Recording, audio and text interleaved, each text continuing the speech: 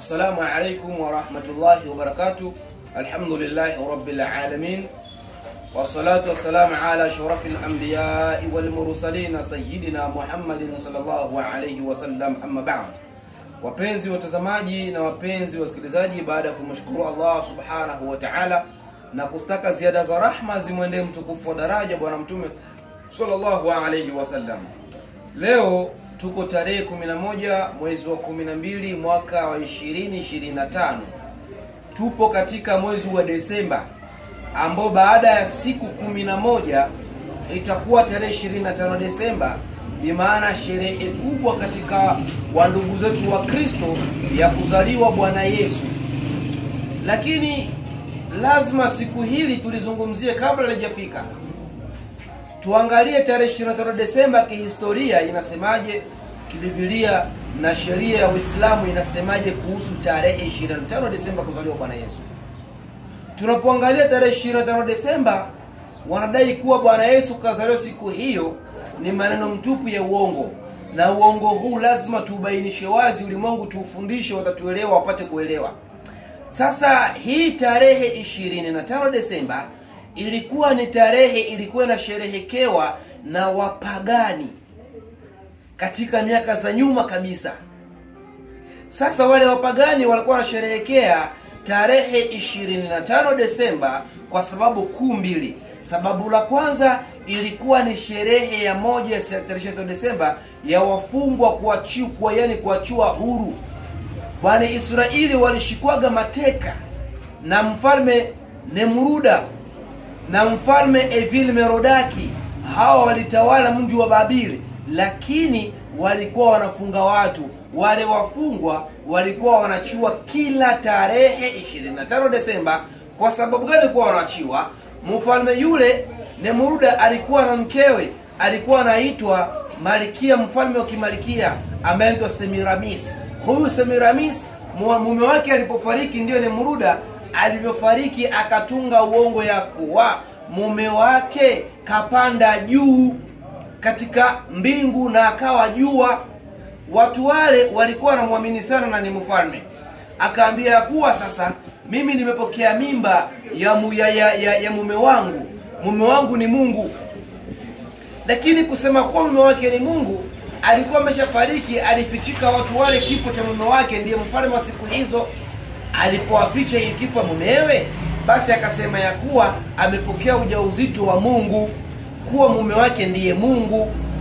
Alifanya ule uongo wakati alikuwa ameshakutana na mwanaume mwingine asiyekuwa mfalme mume wake. Mumewe alikuwa ameshafariki, akapokea mimba ya mwanaume mwingine katika hali ya kawaida, lakini akatunga uongo kusema ya kuwa ile ni mimba ya Mungu. Mungu akazaa mtoto, naye yule mtoto akampanga jina ya Sun, jina ya jua, yani akampatia jina ya mumeo kumurithi kwanza, lakini jina la pili aliyompatia kama jina Tamuz. Akasema kuwa huyu Tamuz ni mtoto wa Mungu jua, maana yake Mungu jua ndiyo yule mumewe ni Muruda. Yule Tamuz, mtoto yule wa Semiramis, alizaliwa tarehe 25 Desemba. Wakasema kuwa sikukuu hiyo ya tarehe 25 Desemba itaadhimishwa kila siku ifikapo tarehe 25 Desemba kusherehekea happy birthday ya yule Tamuz, mtoto wa Mungu jua.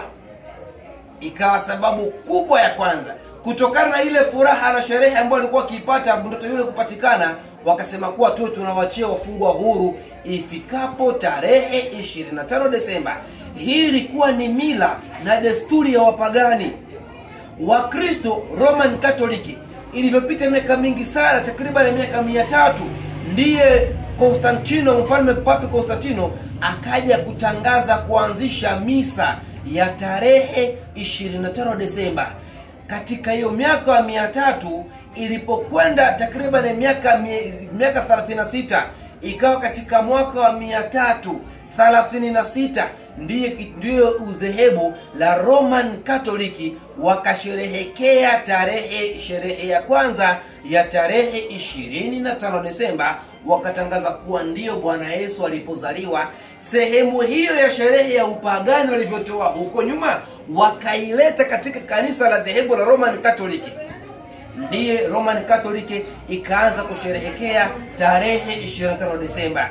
Tarehe hii Bwana Yesu haitambui, wala wanafunzi wa Yesu hawaitambui, au Mariamu mama na Yesu haitambui, na wala sisi wana historia hatuitambui.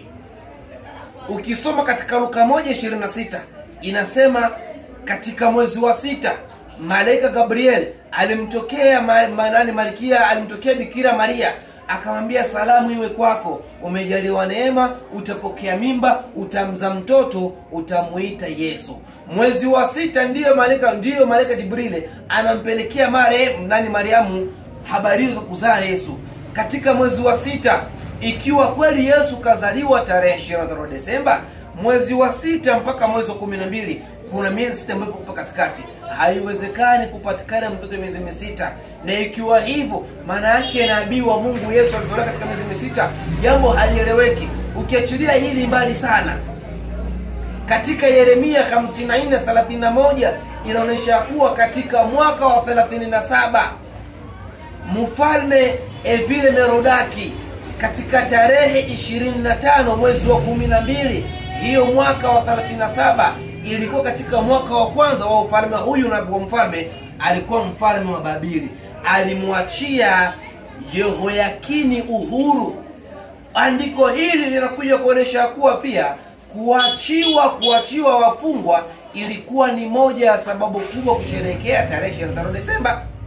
Ukisoma katika Luka 1:31 anasema, tazama, bikira atapokea mimba, atamzaa mtoto, atamuita Yesu. Biblia nzima hakuna maeneo yote ambayo yanasema kwa Yesu kazaliwa tarehe 25 Desemba.